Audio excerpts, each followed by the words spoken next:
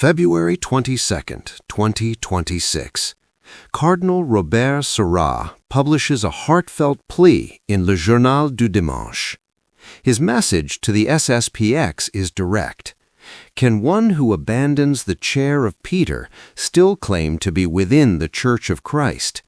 He warns that disobedience to the Pope cannot be the path to salvation. He holds up Saint Padre Pio as an example, a saint who heroically obeyed when unjustly forbidden to hear confessions. Now, the SSPX has responded, and their answer, written by Father Étienne Ginoux, a prior in South Africa, cuts to the heart of a dilemma that haunts traditional Catholics worldwide. One might rightly ask, Ginoux writes, whether it is truly the souls of the faithful who attend the chapels of the society that are in danger, or whether we should fear more for the salvation of those who follow the prelates who renounce teaching the deposit of faith, or the wolves in sheep's clothing, denunciations that come from the cardinal himself. This is the crux. Cardinal Sarah has spent years warning about doctrinal confusion, liturgical decay, and wolves in the Church. He has lamented prelates who abandon the faith, yet now he asks the SSPX to obey those very authorities.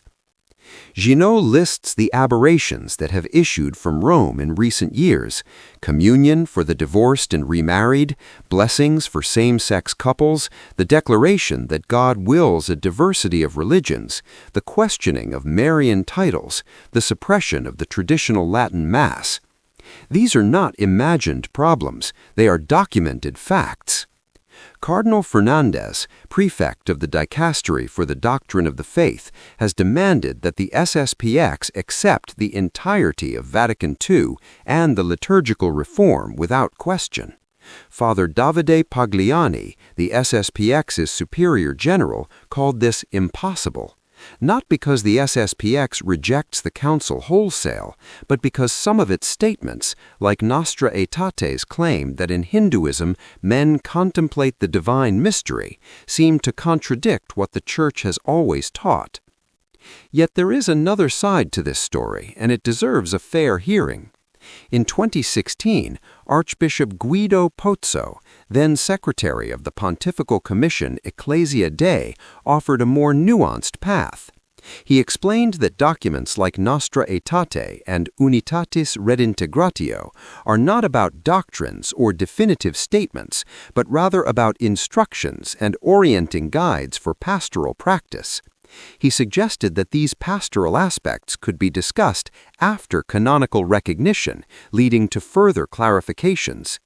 Cardinal Fernandez's current demand for total, unreserved acceptance seems to close the door Pozzo had left open. Cardinal Sarah's invocation of Saint Padre Pio is powerful. The saint did obey an unjust order, and after 7 years his obedience was vindicated. But Ginoux points to an immense difference. Saint Pio's obedience had no external consequences for the salvation of souls. The survival of the SSPX, with its clear teaching of the faith and its continuation of the traditional Mass, is a matter of the common good of the Church, a Church now wounded in her faith, her morals, and her liturgy. The SSPX's final plea to Cardinal Sarah is both respectful and desperate.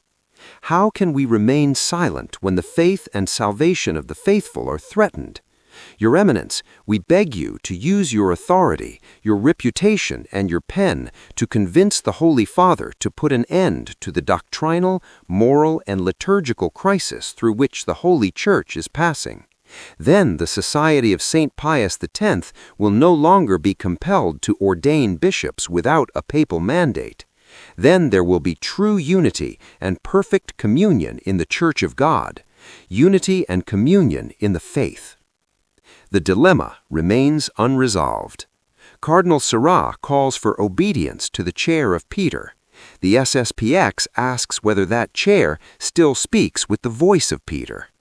Both sides love the Church, both claim to defend the faith, and ordinary Catholics are left to navigate the space between them, praying, hoping, and waiting for the storm to pass.